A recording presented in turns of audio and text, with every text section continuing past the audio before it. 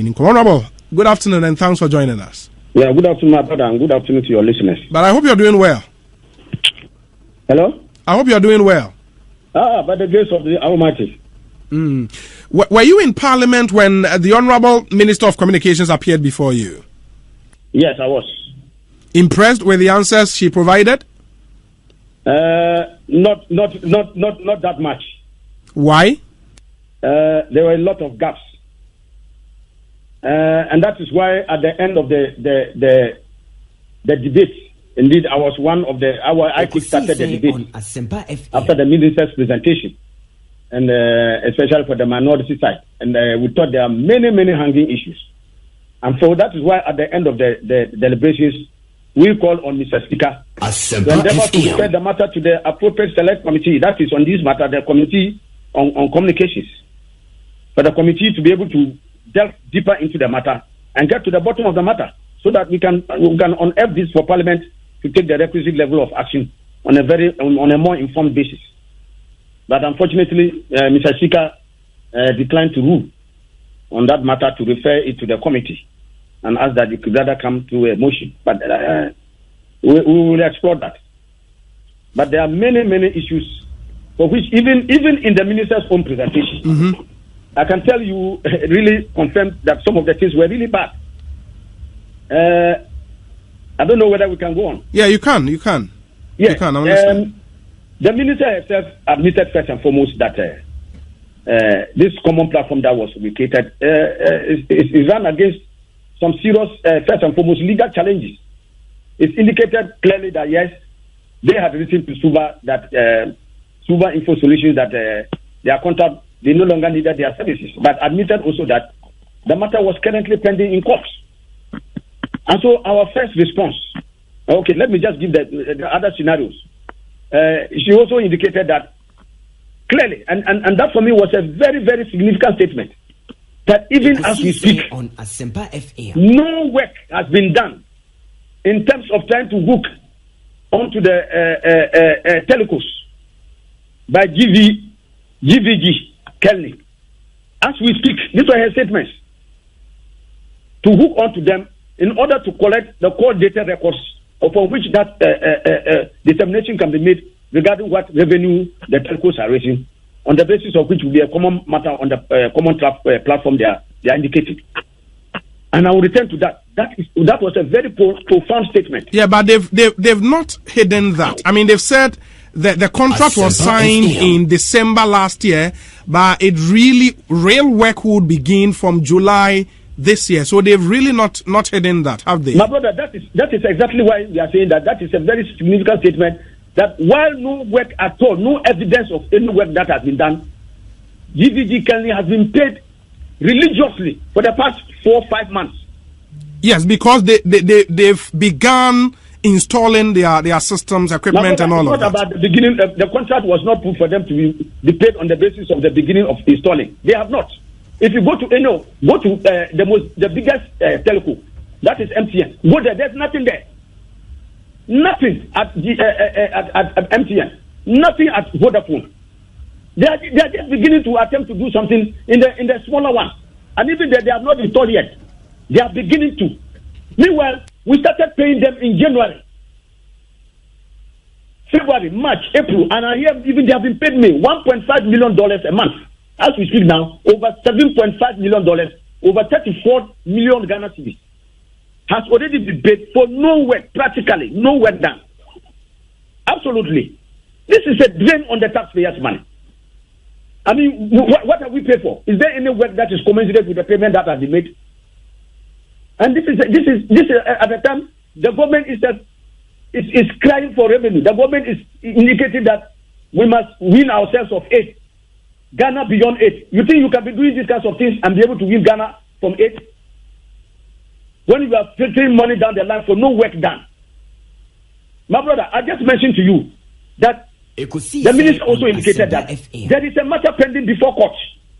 Suba Info Solutions has taken the matter of their contract with GRA to court.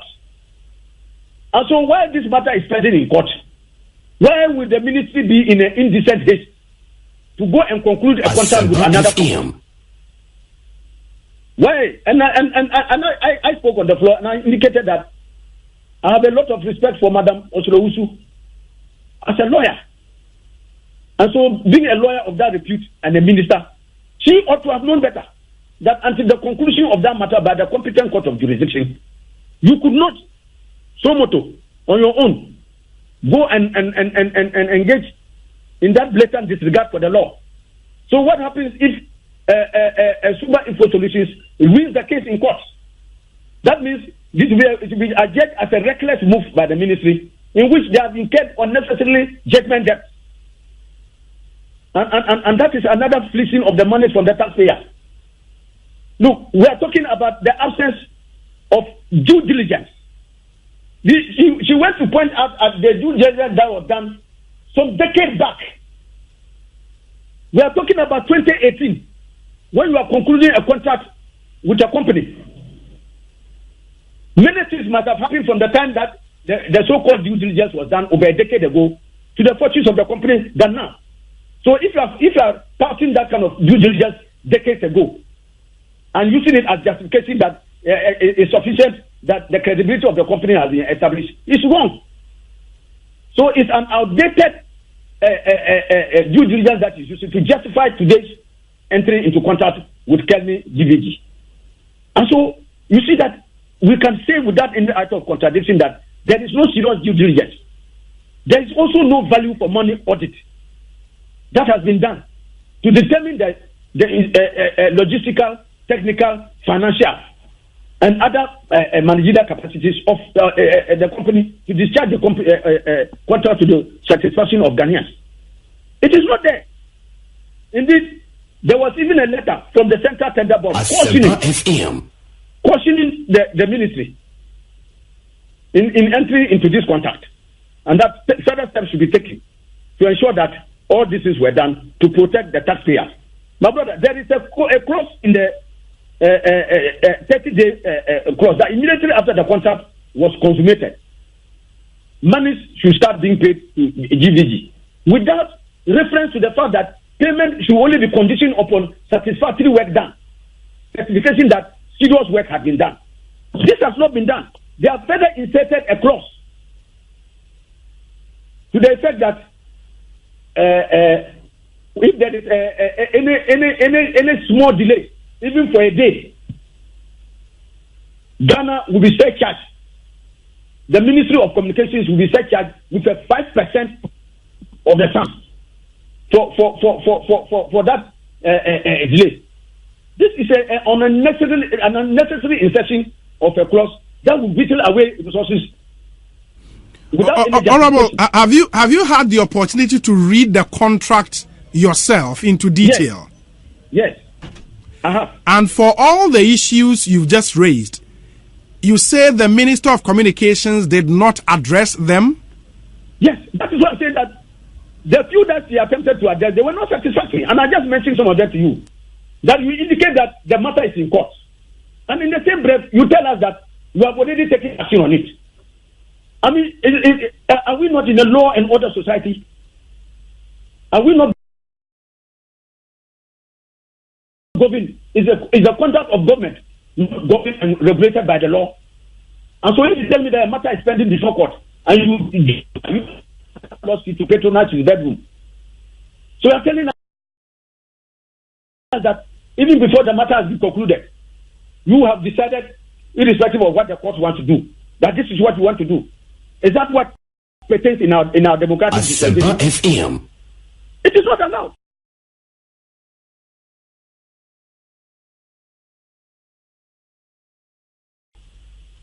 And look, you go to other clauses in the agreement, and I'm saying that number one, what is the contract sum?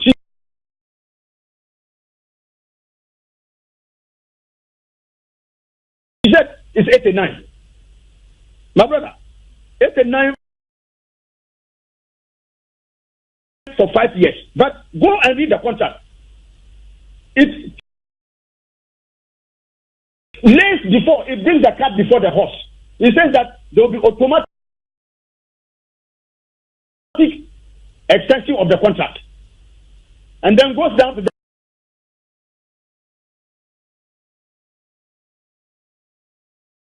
then say that, oh, depending on certain other things that are done.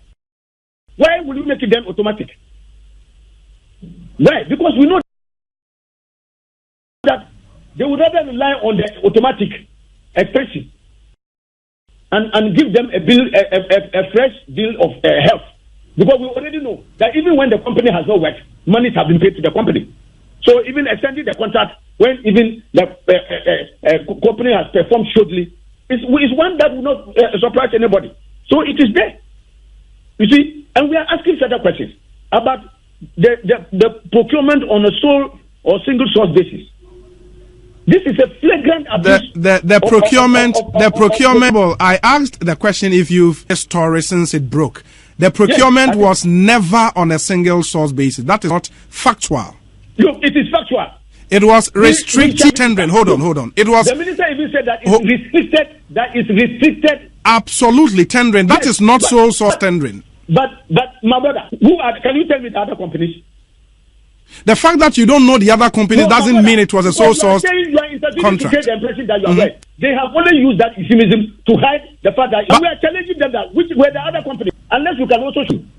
No, Honorable, don't confuse the issues, please. With all due respect. With all due respect, Honorable. If you can tell me the name of the other companies that were just in, I will withdraw the argument. Hold on. The fact that we don't know the name of the other companies doesn't mean this is a sole source contract. That's the point I'm making. As far as we are concerned. How? And so if you have evidence to the contrary, you present it. But as a house, you have all the power and authority to call or to fish for information from the PPA. We challenged the minister on the floor of the house to produce the names of the company. When she came back to do the one day up, she ran away from that argument. She did not. And I am standing on that authority and saying, on the basis of that, it was sole source. Let evidence come to the contrary. Because that matter came up on the floor and it was challenged. That we should be giving evidence of those other companies that were involved in that restricted tender. But even my brother, even that, what was the basis for doing restricted tender on this matter? Was it a matter for agency? Or there was no company in this country with that requisite level of expertise to discharge the job? Those are the two main issues for which any contract could have been done on the restricted basis. Tell me, at the time that they were awarding the contract, two companies, Super Info Solutions and Afriway, were discharging the same obligations. So you cannot say that there was no expertise in that regard. Companies were already working on it for a number of years now. And so that expertise exists. Number two, it wasn't urgent. There was no urgency about that. So on what basis would you have gone to do a sole sourcing or restricted tender? Tell me. So this is what we said is vitiated by elements of fraud. And that is why people are questioning the indecent haste with which the ministry has run to conclude the contract, paying even when no single word. And interestingly, the minister tried to go back to say that in 2010 the NDC engaged in a similar contract in which no work was done and payment of $2.4 million was made. And it's totally false. It was proving that in those days they were to generate revenue out of which a proportion of that revenue was to go to them. It's not like in this case, when even a company has not even started work, we are paying them $1.5 million a month. Complete difference. Okay. So when the minister started it, I think it was even really an indictment that if you compare the two, they are vast poles apart. There's a gulf between the two of them. One was to generate revenue. Out of that revenue, some proportion will be paid. This one, even when they have not done any item of work, we are paying them colossal sums of money. Okay. So there is a huge well of difference. Honorable, I would appreciate it if we bring this to an end, and we'll come back to you. I beg you, let me land on this note. Okay.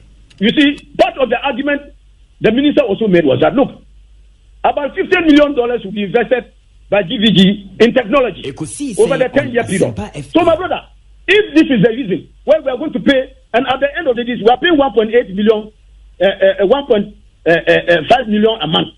So $18 million a year for the 10 years, because they are going to do it for 10 years. They say 5 years, automatically renewed for another 5 years. So in the 10-year period, we're paying $180 million. So out of the $180 million, Can't we use even the $50 million our own to buy the equipment? And because we have technical capacity at the NCA and others to do that common platform, so that the 10-year period they are indicating would have saved 130 million for this country, and also possess our equipment. They are even telling us now, my brother, you know that technology changes very fast. So even assuming without admitting, in 10 years' time when they are going to hand the technology back to us, and new technology has come, and I'm telling you, every year new technology comes. By which time, this technology would have been obsolete. It will have been out of date. It will be not relevant in the times that will be in 10 years' time. So what would be the practical use of such an equipment at that time? So my brother, a lot more issues have emerged, even after the minister has come, that we think that this matter must be further interrogated. And that's why we call for a public investigation, that this matter should be sent to the relevant committee, that is the Committee on Communications, for this thing to be done, so that we'll get to the bottom. But my brother, it was amazing that anybody who followed the debate, they will tell you that it was a very dispirited debate from the majority side. You could see it. Even for one person to gather honorable operator to be prevailed upon because they could not get people to speak on two occasions. And interestingly, the leader, the chairman of the committee, himself for a variety of reasons, was not, even though he came to the chamber, was prevailed upon not to speak. It's a very sad day. So you would want to tell us that the majority side, as it were, gave up their colleague, communications minister, to be crucified? Is that your point? Just telling you, I'm not saying they gave up the commitment, but it was spirited in Saga. There was no commitment to mount a spirited defense. And I'm sure you had a reporter in Parliament. Just ask your reporter in Parliament what transpired. You could see the debate between the minority and the majority side. Ask your reporter. To the point that the chairman, my chairman, I'm the ranking member of the committee, but my chairman was, for circumstances very bizarre, he sought remedy from his seat. And that's why they say that if you see the chief warrior in full flight from the battle, it means the recruits have been massacred. Honorable, let's end it here. Thank you. Thank you so much. My brother. So that's the Honorable A.B. Fuseini, Member of Parliament for Sagnerigu constituency and spokesperson to the minority in Ghana's Parliament. And I'm